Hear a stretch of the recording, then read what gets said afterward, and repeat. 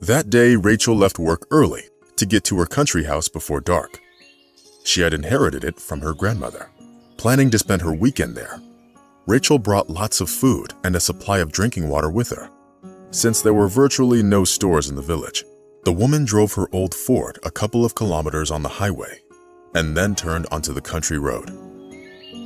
Glancing down at her reflection in the rearview mirror, Rachel frowned. "I'm only 45 and I already look like an old woman. The face looks exhausted and those tired eyes. Although anyone would look old after 25 years of living with an alcoholic," the woman thought sadly, recalling those difficult years. They didn't have children of their own. And how could they have them if the husband was drunk all the time? Until one day, he died of alcohol intoxication. Rachel's sad thoughts were interrupted by a man that appeared on the road as if out of nowhere, and who upon seeing her, froze in fright, not knowing what to do. Out of surprise, the woman slammed on the brakes, and the car stopped a half a meter from the odd stranger. He was dressed in some kind of baggy work clothes, vaguely similar to the uniform of a construction worker or a factory worker.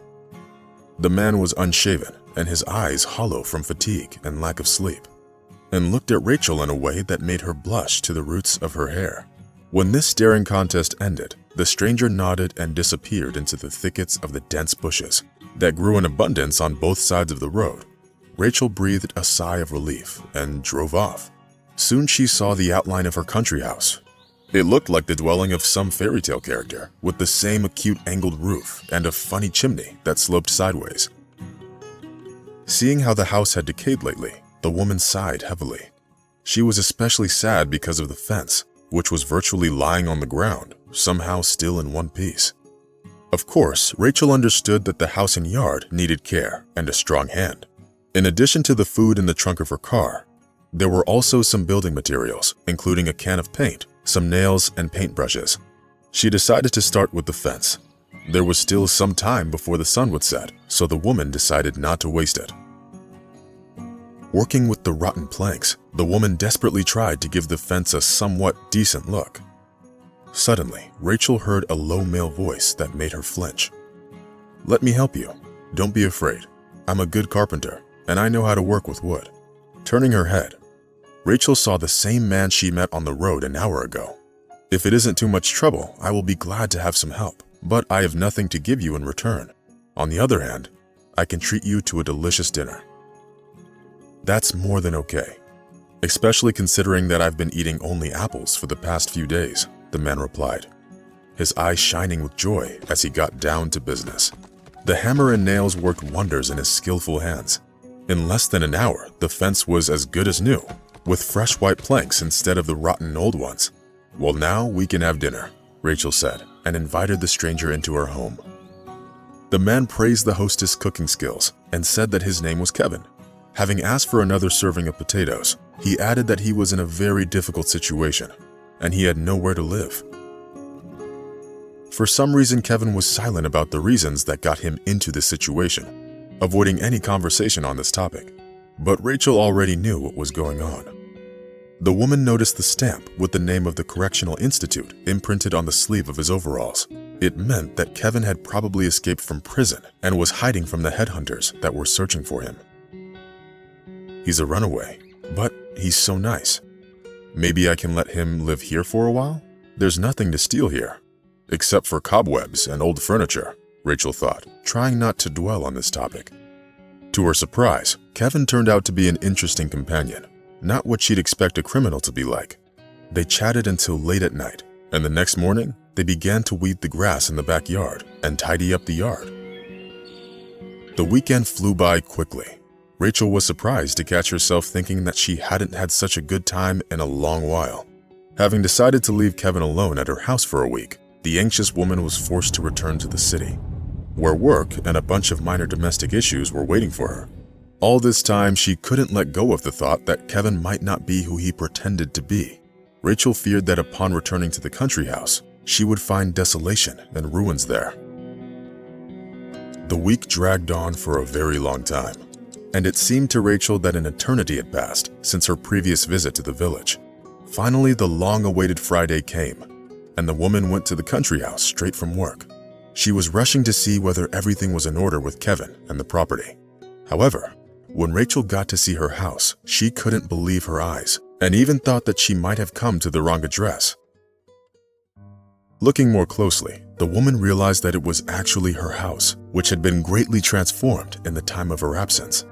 The facade of the building was painted in a pleasant green shade. The windows shone with cleanliness, and the creaky door awnings were oiled and opened almost silently.